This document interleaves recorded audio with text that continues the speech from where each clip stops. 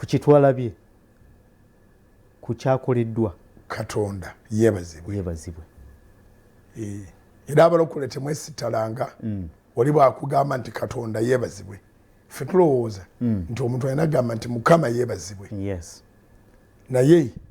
era ye Katonda era ye Mukama. Kati ogenda n'ogamba omuntu nti Mukama yeebazibwe naga nti Katonda yeebazibwe kati obwongo ne bugamba nti si mulokole kubanga azemu nti Katonda yeebazibwe oba ye n'akusanga amanyi oli mulokole n'akugamba nti Apolo Katonda yeebazibwe n'omanya nti abika si mulokole naye ng'ekigambo ekyo kyekimu ate kituufu era kiri mu maanyi. Katonda yeebazibwe so twebaza Katonda era kyekitukeezezza obanga tubadde tujja ne tubakunga kya buntu bulamu okukozesa essaawa ze zimu okubeebaza bwe tukoze